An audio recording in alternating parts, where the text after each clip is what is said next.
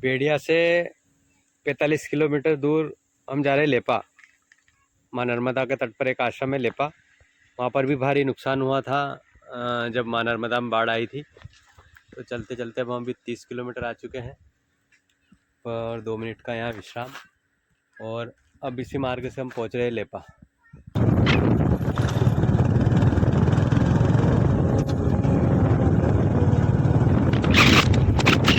कितनी दूर है लेपा?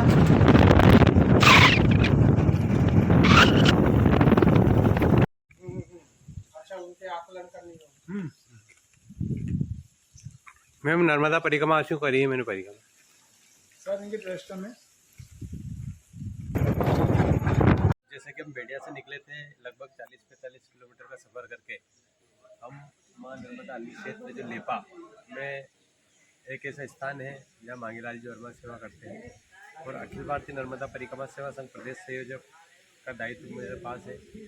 तो हमारे संगठन और माँ नर्मदा सेवा परिवार की आदरणीय दीदी सीमा चौधरी जी ने मुझे कहा था आप बहुत जल्द लेपा पहुँचिए, और लेपा पहुँच के वहाँ के अन्य क्षेत्र में कितना नुकसान हुआ, कैसे हम वहाँ मदद कर सकते हैं, कैसे परिक्रमावासी की सेवा के लिए आश्रमों में बेहतर व्यवस्था दे सकते हैं, इसके लिए मैं आज लेपा में आया हूँ 40 किलोमीटर बेड़िया से चलकर। और अब यहाँ के जो व्यवस्था देखते हैं मांगीलाल जी से हम आगे की चर्चा करेंगे।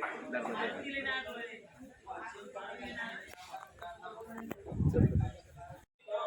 लेट करो, लेट के क्या है? लेट करो।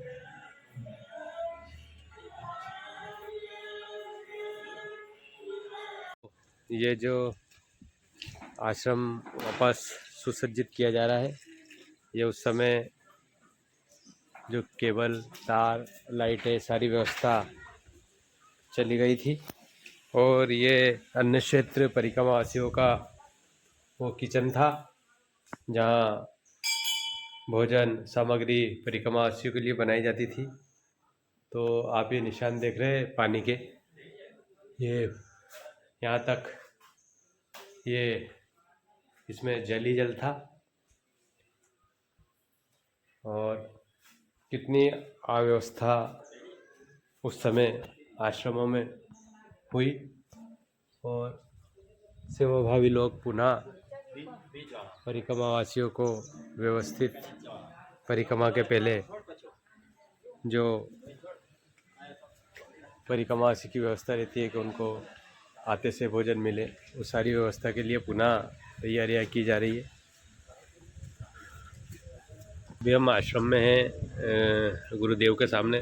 गुरुदेव, आप इसी आश्रम में निवास करते हैं? ये अभी तो वैसे मैं पहले भ्रमण में था, लेकिन 2-3 साल से स्थायिक हो गए। तो यहाँ गुजरे ऐसा गाँव का तो आपको यहाँ पूजा करो, तो हम 2-3 साल से यहाँ पर आरती पूजा कर रहे हैं। ये लेपा गांव है, खरगोन जिले के अंदर, तो और कसावत इसकी तहसील है, मतलब तालुका है। और यहाँ पर हम 2 टाइम आरती पूजा करते हैं और अपना भोजन बना के पाते हैं। प्रकाश लोग आते हैं, उनके लिए भोजन बनता है अलग से, उनकी व्यवस्था अलग इसके है। पहले कहाँ निवास था आप? मैं वैसे तो निर्जन अखाड़ा मायापुर हरिद्वार का मेरा कोई स्थान है। चंद्रगिरी मेरा नाम है, मैं जस्ता में साधु हूँ, और मेरा अखाड़ा हरिद्वार में निरंजन अखाड़ा का मैं साधु हूँ। गुरुदेव, उस दिन भी आप यहीं थे जिस दिन नर्मदा में बाढ़ आई थी? हाँ, मैं यही था। कहाँ तक आ गया था जब? ये स्नान पूरा भर गया था, ये जो दिख रहा है यहाँ खड्डा भर गया था। शिव जी के मंदिर में पानी गया, शिव जी को नहलाया और नर्मदा वहाँ वापस वो जो शिव जी का मंदिर है उसमें जाके शिव जी को स्नान करा के फिर अर्चना किया माता जी की, नरियल वगैरह चढ़ाया, फिर वहाँ से लोग आश्रम अन्य क्षेत्र में काफ़ी नुकसान हुआ होगा। काम में बहुत नुकसान हुआ है। लोगों के घर गिरे, आप आगे जाओगे ना तो बहुत सारे घर गिरे। घाट में चले जाना, तो घाट से वो लोग आपको ये मिल जाए। जो उस दिन माँ नर्मदा के जल में कह सकते हैं माँ नर्मदा आई थी, जल अभिषेक हुआ।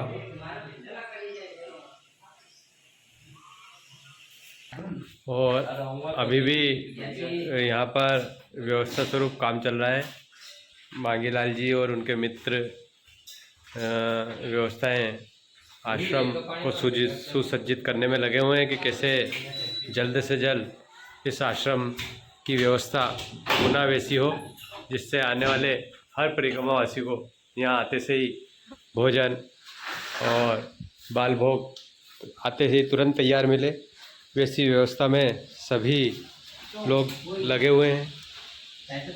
ये कह सकते हैं कि बाढ़ के बाद सब कुछ जो नष्ट हो गया था उसे पुनः, जैसे हमारा घर रहता है और वो घर पूरी तरह बाढ़ से प्रभावित हो जाता है तो क्या क्या ज़रूरत हमें लगती है, पुनः हर चीज़ नई स्थापित करनी पड़ सकती है।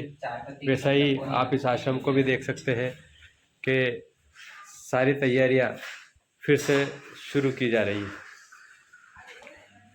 तो हम पूछते हैं, आपका नाम क्या है? श्याम केवट। श्याम जी केवट हमारे साथ में हैं। तो श्याम जी केवट से हम चर्चा करते हैं कि जिस दिन माँ नर्मदा का जल स्तर बढ़ा था या बाढ़ आई थी, जब जल कहाँ तक आया था? जलमग्न यहाँ तक आया था, यहाँ तक कुटी का लगभग जो सामान था सारा जलमग्न हो गया था। जो चतुर्मास के लिए साधु संतों के लिए अन्न क्षेत्र में रखा गया अनाज, जैसे गेहूं, चावल, दाल, आटा, तेल, ऑयल वगैरह सारा नष्ट हो गया था। करीब इसमें 2 दिन तक पानी रहा। 2 दिन तक पानी रहा। और पानी क्या अचानक आया था? ऐसी कोई सूचना नहीं थी पानी आने वाला है? आगे से ऐसी कोई सूचना नहीं मिली। जिस हिसाब से जल स्तर बढ़ रहा था, एक आम व्यक्ति को पता रहा, बुजुर्गों के मुंह से सुना गया कि इतना बाढ़ पहले कभी नहीं तक आया था। बाकी इस बार करीब 90 के पूर्व के वर्ष ये 2023 में इतना जलमग्न आया, जिसके कारण अन्य क्षेत्र गांव में बहुत सारा डूब प्रभावित क्षेत्रों के कारण हमारे घर वगैरह गांव के नदी किनारे वाले ऐसे बहुत सारी जगह नष्ट हो चुकी है। कुछ लोग ये भी कह रहे हैं कि ये बारिश नहीं थी, ये प्रशासन द्वारा लाई गई बाढ़ थी कि एकदम अचानक बांध से डैम से पानी छोड़ा गया, जो पहले कभी ऐसा नहीं किया है, एक साथ छोड़ा बिना सूचना के। हाँ, ऐसा तो पहले नहीं कभी हुआ था। और ओंकारेश्वर में बांध के स्वरूप जो आचार्य की प्रतिमा बनाई गई है, उसमें कुछ नेताओं का था उनका आना जाना, इसके कारण पानी रोका गया था। न सूचना देते हुए एकदम से गेट खोलने का आदेश मिला और गेट छोड़े गए, जिससे प्रकृति का कुछ द्वारा इतना बाढ़ आया।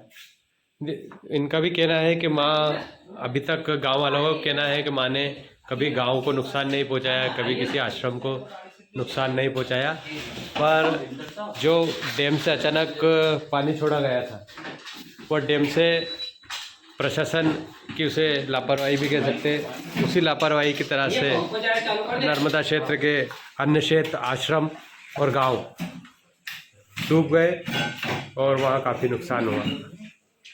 ये आश्रम निस्वार्थ सेवा करने वाले नर्मदा परिक्रमा वासियों को भोजन प्रसादी ग्रहण कराने वाले वो आश्रम है जो सेवा के भाव से निरंतर चलते हैं। आश्रम में भी यही कहा जा रहा है कि अचानक इतना पानी आया जिसका हमें कोई पता नहीं था, और पुनः सभी आश्रम की व्यवस्था में लगे हुए हैं।